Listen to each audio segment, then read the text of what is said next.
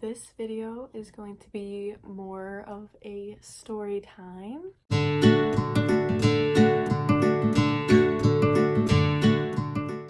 It was very eventful. To start it off, on Wednesday, I did something to my shoulder that I have no idea how I did it, but like I know I did it Wednesday, and it started gradually like hurting really bad. I was really concerned because the next day I had volleyball practice and I could not practice at all. It was hurting to the point where I was not motivated to practice, and I always want to practice. On top of that, I injured my knee in the previous couple days before that. Anyways, it was just a big chaotic mess because I had to sit out, and I was really worried because I had a volleyball tournament in Grand Rapids like this weekend. So I was really hoping that it would start feeling better by the time Saturday and Sunday came around so I can play, because this was a pretty big tournament for me. Yeah, I just was really eager to play. I was really excited. We haven't had a tournament in a few weeks, so I was really pumped, but the pain started getting worse and worse. I never felt like the pain that I had before, like, at all in my shoulder. And of course it was my hitting hand, my hand. Oh my god. So Friday came along, the day we were leaving, my mom and I, to go head to Grand Rapids, and I was in so much pain during school. I was really worried about it, so I asked my mom if we can go to the chiropractor after school. After school, we went to the chiropractor, and he adjusted both of us, and he noticed that my left shoulder was just in all sorts of places. He fixed it to the best of his ability, and it felt better for just a tad bit, but it still felt like it was bruised or something. And I was just going to have time take over, and hopefully it got better by the time we played on Saturday in the afternoon. So I had Friday and a little bit of Saturday to wait on it. As we get into Grand Rapids, we went out to eat, and I was sitting there, and the pain just kept coming back, and I was really worried. I'm like, Mom, it's not getting better. It's hurting really bad. What do we do? So we thought that urgent care probably wouldn't like tell us anything or whatever, not see like the internal stuff, so we decided it was best that I go to the nearest ER. Get to the ER, and it's pretty late at night. It's about 10:30, and we get in there, they check me out or whatever. Really nervous at this point, thinking something bad was happening, but I didn't really think like it was broken. I knew it was broken. It was not broken, I meant. They did some tests on me and took some x-rays to see if there's any chips in the bone or anything, and they diagnosed tendonitis on my rotator cuff. Never heard that before, but I was really thankful that it wasn't anything super serious. So I knew I wasn't playing. I could not play. They gave me a sling, and I could not play at all during Saturday and Sunday. It was just a really hot mess, and I was really sad. One of the colleges that I really am looking forward to going to was there, and I was really disappointed that I couldn't play. I don't know, that was my Saturday, the whole day. And then Sunday came along. We were the first team there and the last team to leave. It was a long day for all of us, I think. And so as we left, I slept in the car the whole way home, shoulder's still hurting or whatever. Then when I get home, I unpacked and everything, and I was planning to go to my boyfriend's house that's about 30 minutes south from me. So I asked my dad, and he said be home by 10, and I was like, okay, school night, that's fine with me. Not realizing that it started to snow. I was driving there perfectly fine, nothing was happening up until 10 minutes in, and it was just a whiteout. Like, it was just completely, can't see anything. We were going, top speed was like 30, and there was a point I was trying to pass a semi, so I was in the left lane. All the cars started moving to the right, and I was like, oh, that's like really weird, like what's happening? So as I get up to see what's going on, there is a car facing me crashed into the cement boundary between the other half of the highway and my side. Right as I see it, I turned on my blinker to, you know, get out of the way because half of the car was in the lane, and behind me was the semi truck in the middle lane. I couldn't go anywhere. I started slowing down.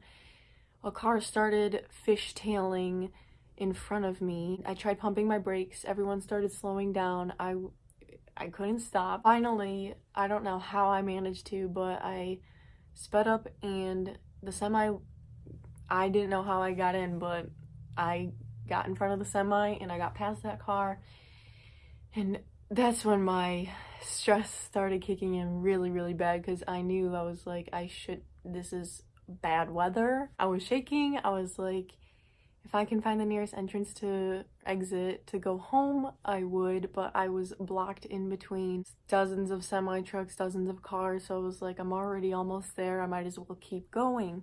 I see 2 more accidents on the side, and after everyone starts braking, it's like, you try to brake and you don't, and that's when panic sets in, like when you pump your brakes and you can't go anywhere, like you're stuck. So I just took it slow the whole time, and I managed to get there. It was really scary, honestly. So yeah. Then after I went to his house, I got home and I just went up to my room, didn't think anything of it. And over the weekend, my brother Marco asked if I needed my fish fed, Jerry. I thought that was really nice of him, so I said yes, feed my fish for me. Didn't think anything of it. I thought he'd just feed him a pinch, you know. He did. I come home to a dead fish. Mind you, I got Jerry back in April. He's a big goldfish. He grew to, he was a big goldfish. And I was really sad because I got him way back when, and he dies the one day my brother was in charge of him. Not blaming it on Marco. He fed him, my dad watched him. But why did he die? Anyways, I try to revive him, which I will show you. Come on, Jerry. I'm sad. Oh, I'm sad. Anywho, it didn't work, so that just kind of set my mood downhill because I was like really sad. Bentley. Okay, so Bentley just farted.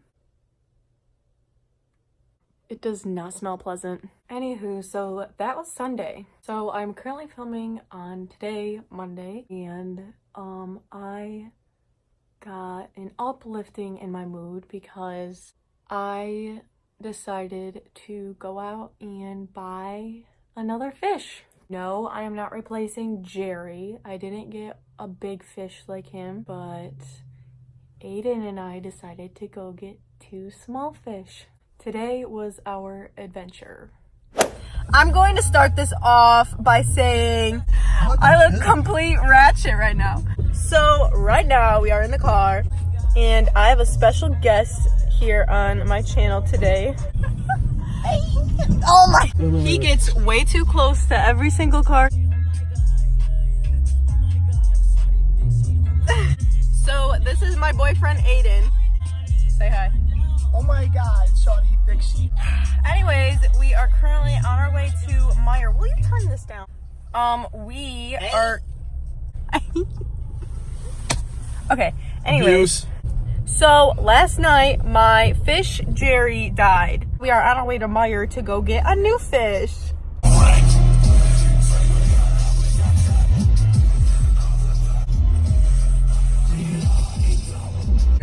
So, this lady is talking to herself. I'm being a good person and driving this in. Okay, well maybe not because he's being a sauerkraut and telling me no. We're going to the pets. This is a Jerry Jr. right here. I think this is the one, folks. This one looked like he's already dead. I get one of these ones. Or the fat ones. Oh, look at that one. Oh my god. What else did I get for them? Aren't they so cute? Yeah.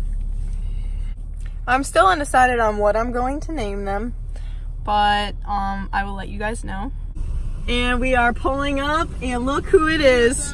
Callie Johnson! Look what I got! Oh my, you got 2 new babies!